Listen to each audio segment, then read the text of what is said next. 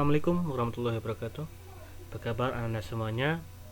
Baik, kali ini kita akan membahas tentang kedudukan dan fungsi UUD Negara Republik Indonesia.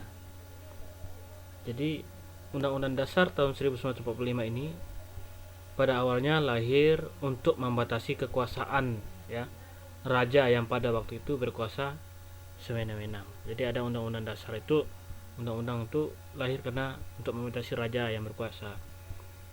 Undang-undang ini diperlukan untuk mengatur hak dan kewajiban penguasa untuk memerintah. Jadi ada hak dan kewajiban para penguasa untuk memerintah, serta hak dan kewajiban rakyat yang diperintah. Jadi ada dua fungsinya ya. Yang pertama itu ada hak pemerintah, hak dan kewajiban pemerintah, dan hak kewajiban yang diperintah itu rakyat ya. Jadi apabila kita tidak memiliki undang-undang dasar, dapat dipastikan ya akan terjadi penindasan terhadap hak asasi manusia ya. Jadi kalau tidak ada undang-undang yang mengatur tentang pemerintah dan masyarakat, bisa dikatakan nanti pemerintah akan berkuasa dengan semena-mena. Jadi itu ya, semena-mena. Jadi menurut pendapat Bliss seperti dikutip dalam antonak.blogspot.com, hal yang menjadi alasan sehingga suatu negara memiliki undang-undang dasar, yang pertama adanya kehendak para warga negara itu sendiri ya. Kemudian yang kedua adanya kehendak dari penguasa. Dan yang ketiga itu adanya kehendak para pembentuk negara, yaitu negara baru tersebut, agar dapat kepastian tentang cara penyelenggaraan ketatanegaraan. Jadi yang ketiga ini membahas tentang bagaimana para pendiri negara baru itu ingin adanya kepastian cara penyelenggaraan ketatanegaraan tersebut ya, yang baru dibuat itu. Kemudian yang keempat adanya kehendak dari beberapa negara ya, yang pada mulanya berdiri sendiri untuk menjalin kerjasama ya. Jadi semua negara membutuhkan aturan-aturan ya, atau hukum dasar. Jadi undang-undang dasar ini termasuk sebagai hukum dasar ya.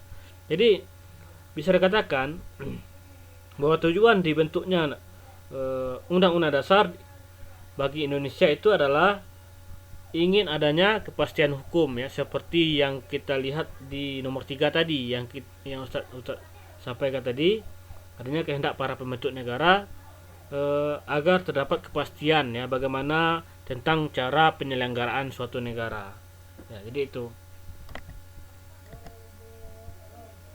Jadi itu mengenai kedudukan Undang-Undang Dasar Negara Republik Indonesia tahun 1945 ya. Jadi kedudukan Undang-Undang Dasar Negara Republik Indonesia tahun 1945 ini, jadi bisa dikatakan ini adalah hukum dasar yang tertulis ya. Apabila hukum dasar itu bisa dikatakan dengan konstitusi ya. Konstitusi itu bisa bukan hanya sekedar undang-undang dasar ya, tetapi bisa dikatakan lebih luas lagi. Kita pernah mengenal ada yang lembaga negara yang namanya Mahkamah Konstitusi ya, yang membahas tentang konstitusi. Jadi konstitusi itu artinya hukum dasar ya. Jadi hukum dasar kita negara Indonesia itu adalah undang-undang dasar. Undang-undang Dasar Negara Republik Indonesia ini merupakan hukum dasar yang tertulis. Akan tetapi ada juga hukum dasar Indonesia ini yang tidak tertulis ya, seperti konvensi ya. Dalam penyelenggaraan negara ini sering terjadi walaupun tidak ditulis ya. Contohnya yaitu ketika presiden ya, setiap pada tanggal 16 Agustus di depan anggota Dewan Perwakilan Rakyat, presiden berpidato ya kepada DPR. Itu contohnya. Jadi sebagai hukum dasar ya, undang-undang ini berkedudukan sebagai sumber hukum. Jadi kalau hukum dasar dia menjadi sumber hukum, tentu merupakan hukum dasar yang menempati kedudukan yang tertinggi. Jadi semua hukum yang mengatur tentang kehidupan warga negara, pemerintah negara dan lain sebagainya itu harus berdasarkan kepada Undang-Undang Dasar 1945. Jadi itu mengenai kedudukan dari UUD Negara Republik Indonesia tahun 1945. Ya, jadi kita lihat bagaimana sistematika Undang-Undang Dasar 1945 ya. Yang pertama, pembukaan yang terdiri atas 4 alinea ya. 4 alinea ini terdiri dari 4 pokok ya, 4 pokok pokok-pokok pikiran dari 4 alinea ini. Yang pertama itu adanya ingin keadilan ya, keadilan bagi seluruh rakyat Indonesia. Kemudian yang kedua itu ada musyawarah dan mufakat ya. Yang ketiga itu ada ketuhanan yang Maha Esa. Dan kemudian yang keempat itu adanya persatuan ya. Jadi ini Ustaz sampaikan yang terbalik-balik ini. Sebenarnya yang pertama itu adalah persatuan. Kemudian yang kedua ada keadilan.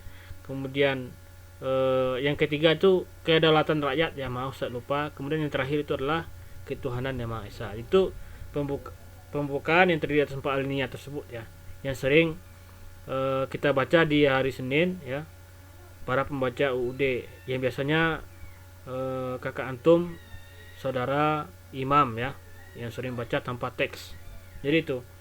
Kemudian UUD Negara Republik Indonesia ini terdiri dari pasal-pasal ya. Setelah adanya pembukaan, kemudian adanya pasal-pasal. Jadi pasal-pasal ini telah mengalami perubahan ya. Ada 4 kali perubahan atau amandemen, yaitu pada tahun 1999, 2000, 2001 dan 2002. Jadi itu. Coba kita lihat pasal-pasal sebelum perubahan dan setelah perubahan. Sebelum diubah, jadi UUD, pasal-pasal UUD 1945 itu adalah ada 16 bab. Setelah diubah menjadi 27 bab ya. Jadi bertambah menjadi 5 bab ya, bertambah 5 bab. Kemudian sebelum diubah terdiri di atas 37 pasal. Setelah diubah menjadi 73 pasal. Sebelum diubah terdiri dari 49 ayat. Setelah diubah menjadi 170 ayat. Kemudian sebelum diubah terdiri atas 4 pasal aturan peralihan. Kemudian setelah diubah menjadi 3 pasal aturan peralihan. Dan yang terakhir sebelum diubah ada 2 ayat aturan tambahan berubah menjadi 2 pasal aturan tambahan. Jadi itu mengenai bagaimana kedudukan Undang-Undang Dasar Negara Republik Indonesia tahun 1945 ya. Jadi untuk tugas antum hari ini adalah antum catat di buku catatan mengenai sifat dan fungsi Undang-Undang Dasar ya. Hanya sifat dan fungsi Undang-Undang Dasar Negara Republik Indonesia. Boleh antum lihat di buku paket halaman 38 kalau antum punya buku paket. Kalau tidak boleh lihat di Google ya. Kemudian Ustaz berpesan kepada antum, apabila antum tidak memiliki buku paket, silakan antum kopikan ya buku paket yang punya teman antum ya, karena memang kita membutuhkan buku paket dalam pembelajaran ya. Jadi itu tugas antum mengenai sifat dan fungsi Undang-Undang Dasar. Antum kirim ke Ustaz melalui Wapri ya. Oke, terima kasih. Assalamualaikum warahmatullahi wabarakatuh.